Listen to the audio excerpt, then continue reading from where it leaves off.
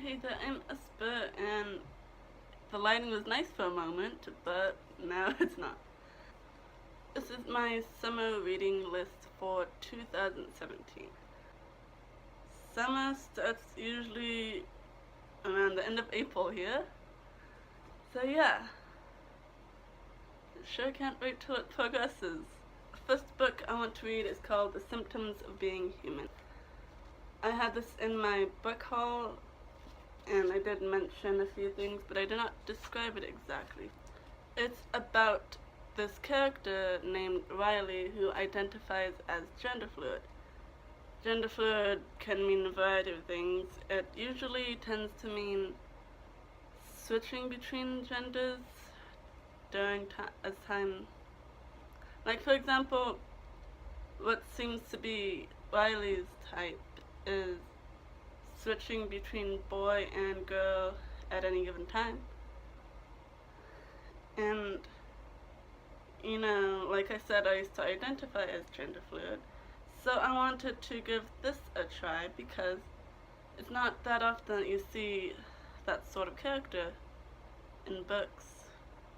Funny thing is, I found The Symptoms of Being Human in a teen summer reading place in the bookstore last year, which I thought was really interesting because, like I said, you don't see that sort of book. Symptoms of Being Human is about Riley, and they have a lot of pressure since their dad is in some sort of... Their dad is either running for office or in office, so there's all that pressure, and they're not exactly out. So the therapist had told them to make a blog to help them with their feelings, I think. And then someone discovers it and basically threatens to expose them. Isn't that lovely? Well, that's the gist of what I got from the inside cover. Yeah, it's really nice to see a trans character that's not just binary in a book.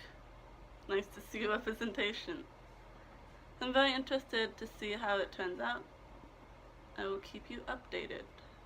Second book is The Only Alien on the Planet by Kristen D. Randall. This was in my last TBR, and I didn't get it done at all. I barely finished Drive in that month, and it's like, I need to read more. Anyways, to recap, there's this boy named Smitty who doesn't talk to anybody, who doesn't really say anything. He's just kind of silent, and people think that's weird. But then this girl Ginny comes along, and she's new, and she doesn't really understand, so she tries to be his friend. Still not sure how I will like it, but I suppose if I do read it this summer, we'll see.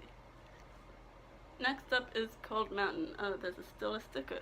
But anyway, Cold Mountain by Charles Fraser. This I actually was supposed to read for a school assignment a couple years ago. I never did, but don't worry, I still passed the class.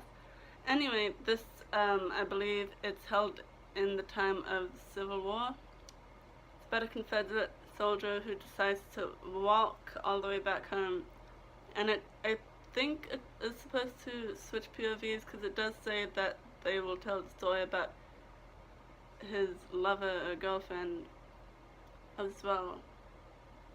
Apparently, it's a film now. Did not know that. But yeah, we were allowed to pick the book that we were supposed to read, and I did pick this because it did pique my interest.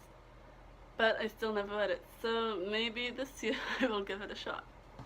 Next book is World War Z by Max Brooks. I did read his zombie survival guide, and I quite enjoyed it, but that's because I like zombies.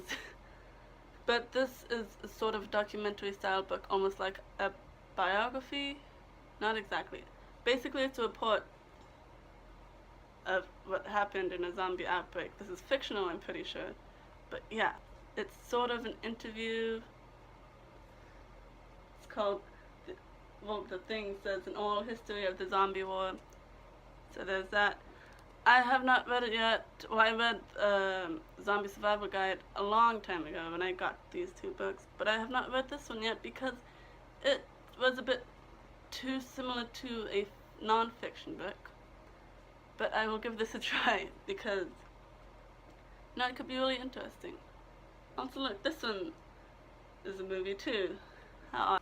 Last book that I will go into detail here is Chronicles of Narnia by C.S. Lewis, The Magician's Nephew. I've seen like one Narnia movie, and it wasn't even the first one, I don't think. This seems to go before what most people think about Narnia.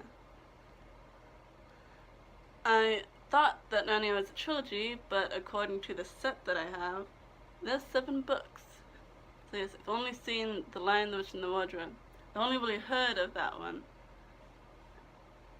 And I didn't know this existed exactly. The back says this: Narnia, where the woods are thick and cool, where the talking beasts are called to life, and a new world where the adventure begins. So basically it's about these characters named Diggory and Polly who meet and become friends one cold, wet summer in London. Summer isn't usually cold.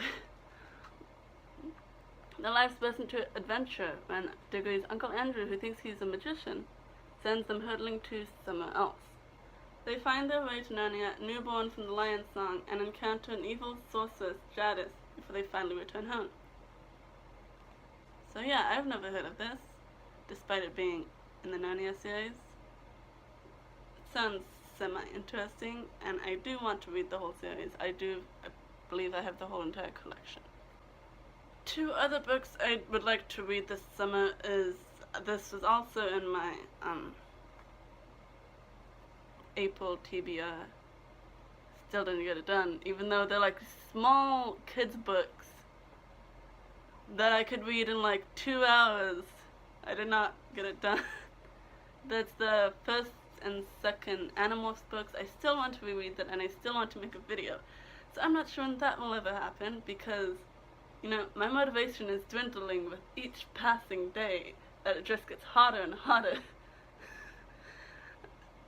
Anyways, that was a bit overdramatic.